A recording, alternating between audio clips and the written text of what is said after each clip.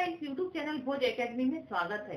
तो आज के वीडियो में हम लेकर के आए हैं आपके लिए कक्षा 10वीं के सामाजिक विज्ञान विषय में अध्याय 13 भारतीय प्रजातंत्र की कार्यप्रणाली। तो भारतीय प्रजातंत्र की कार्यप्रणाली में हम आपको जानकारी देंगे संघात्मक शासन व्यवस्था के बारे में, और इस अध्याय के जो महत्वपूर्ण प्रश्न उत्तर हैं उनकी समस्त महत्वपूर्ण प्रश्न उत्तरों की आपको जानकारी हम देंगे। तो लगातार वीडियो पर बने रहिए, और वीडियो को प्राप्त करने के लिए आपने यदि चैनल को सब्सक्राइब नहीं किया है तो आप इस चैनल को सब्सक्राइब करें, बेल आइकन दबाएं और वीडियो को अधिक से अधिक शेयर करें। तो देखिए कि संघात्मक शासन प्रणाली के लक्षण क्या है, यह संघात्मक शासन प्रणाली के गुण क्या है। यह प्रश्न आपको 4 नंबर और 5 नंबर में पूछेगा। तो आपको इनकी विशेषताएं आपको जो समझा रहे हैं उसके आधार पर आपको तैयार करना है। तो देखिए भारतीय प्रजातंत्र की कार्यप्रणाली में संघात्मक शासन व्यवस्था के लक्षण। तो देखिए कि नंबर 1 पॉइंट दोहरी सरकार है। तो दोहरी सरकार में संघ सरकार और राज्य सरकार दो प्रकार की सरकारें होती है। दोहरी मतलब दो सरकार, तो संघ और राज्य। संघ सरकार के अंतर्गत राष्ट्रपति, प्रधानमंत्री और समस्त मंत्री परिषद आएंगे, जिसे क्या कहा जाता है, संसद भी कहा जाएगा। तो इसमें संघ सरकार में राष्ट्रपति, प्रधानमंत्री, मंत्री परिषद और जो संसद के अधीन कार्य करेंगे। और आता है राज्य सरकार। तो राज्य सरकार में राज्यपाल, मुख्यमंत्री और समस्त मंत्री परिषद। ये समस्त मंत्री परिषद और राज्यपाल और मुख्यमंत्री मिलकर के राज्य का शासन संचालन करते हैं और राज्यों के कार्यों को करते हैं। और संघ सरकार मतलब केंद्र सरकार में राष्ट्रपति, प्रधानमंत्री और मंत्री परिषद मिलकर के समस्त पूरे भारत के कार्यों का संचालन करते हैं। तो ये हो गई आपकी दोहरी सरकार। उसके बाद आता है शक्तियों का विभाजन। तो शक्तियां मतलब कार्यों का विभाजन किया जाता है। तो कार्यों का विभाजन किस प्रकार से किया जाता है, तो इसमें कार्यों का विभाजन 4 प्रकार से किया गया है। तो संघ सूची, राज्य सूची और समवर्ती सूची, ये 3 सूचियां हैं जिसके माध्यम से कार्यों का विभाजन किया जाता है। और एक आती है अवशिष्ट शक्तियां। तो संघ सूची के अंतर्गत देखिए कि 97 विषय रखे गए हैं। तो जो संघ सूची है, संघ सूची में कितने विषय रखे गए, तो संघ सूची में 97 विषय रखे गए हैं, जिसके अंतर्गत प्रतिरक्षा, विदेश और सेना संबंधित कार्य और वित्त और संचार और रेल विभाग आता है, मतलब जो केंद्र सरकार के कार्य है। तो इसके अंतर्गत ये कार्य आएंगे और इसमें 97 विषय रखा गया है। उसी प्रकार से आती है राज्य सूची। तो राज्य सूची के अंतर्गत 62 विषय है, मतलब राज्य सरकार के अधीन इसके कार्य आते हैं, जैसे कि शिक्षा है, स्वास्थ्य है और पुलिस है, ये सब राज्य सूची के अंतर्गत आएंगे। उसी प्रकार से आता है समवर्ती सूची। तो समवर्ती सूची में 47 विषय रखे गए थे, लेकिन 42वें संविधान संशोधन के तहत इसमें 4 विषय और जोड़ दिए गए। तो अब 4 विषय जोड़े गए, तो अब कितने हो गए, तो 52 विषय हो गए।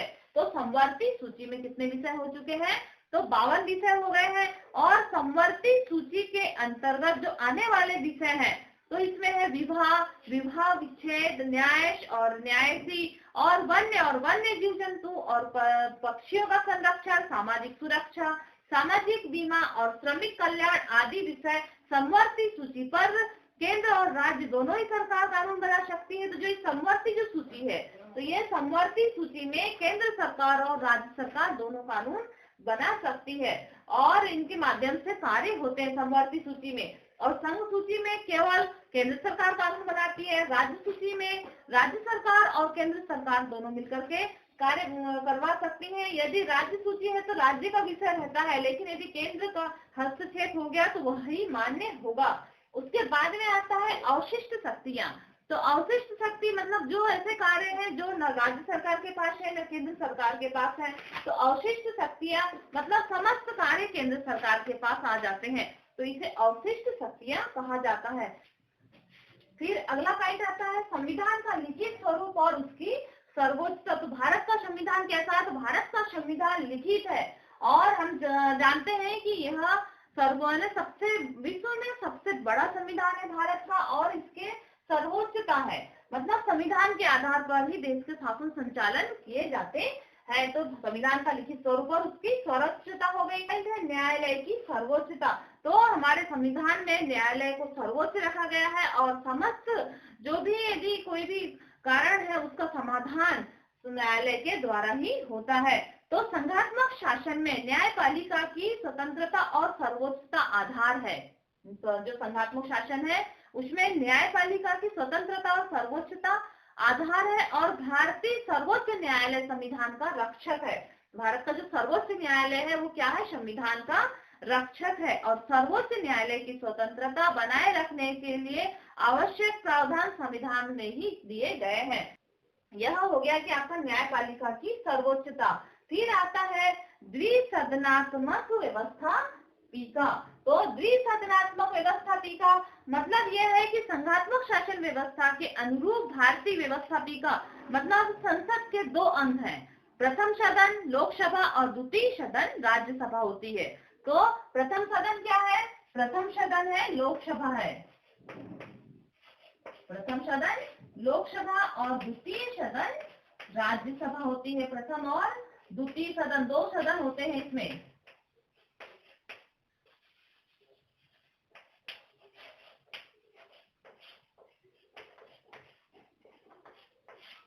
प्रथम सदन क्या है, तो प्रथम सदन लोकसभा है, द्वितीय सदन राज्यसभा है और निम्न लोकसभा को निम्न सदन कहा जाता है और राज्यसभा को उच्च सदन कहा जाता है। तो इस प्रकार से द्विसदनात्मक व्यवस्थापिका हुई। और उसके बाद हम आगे देखते हैं कि प्रशासनिक शक्तियों का विभाजन किस प्रकार से किया गया है। तो भारतीय संघात्मक शासन प्रणाली में प्रशासनिक शक्ति का विभाजन किस प्रकार से हुआ है। यह इसका प्रश्न पूछता है कि केंद्र और राज्य सरकार के मध्य प्रशासनिक शक्तियों का विभाजन किस प्रकार किया गया है, इसे समझाइए। तो केंद्र और राज्य के मध्य प्रशासनिक शक्तियों का विभाजन हम देख मुख्यतः 6 प्रकार से किया गया है। इसमें है राज्य सरकारों को निर्देश करना। राज्य सरकार को निर्देश करना मतलब राष्ट्रीय महत्व के विषय में केंद्र सरकार राज्य सरकार को निर्देश करती है और इन निर्देशों का पालन राज्यों द्वारा किया जाता है और राष्ट्रीय सुरक्षा और विदेशों से राजनयिक संपर्क आदि इस श्रेणी के अंतर्गत आते हैं। तो केंद्र और राज्य के मध्य जो प्रशासनिक शक्तियां हैं, ये इसका मुख्य पॉइंट हुआ। उसके बाद आता है संघीय कार्यों को राज्य सरकार को सौंपना। जो संघ की कार्यपालिका है उसके कार्यों को किसे सौंपा जाता है, तो राज्य सरकार को सौंपा जाता है।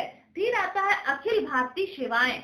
तो अखिल भारतीय सेवाएं मतलब भारत में कुछ सेवाएं अखिल भारतीय सेवाएं हैं, जैसे कि IAS और IPS ऑफिसर। तो ये अखिल भारतीय सेवाएं केंद्र और राज्यों के मध्य विभाजित की जाती है। उसके बाद आता है आर्थिक सहायता।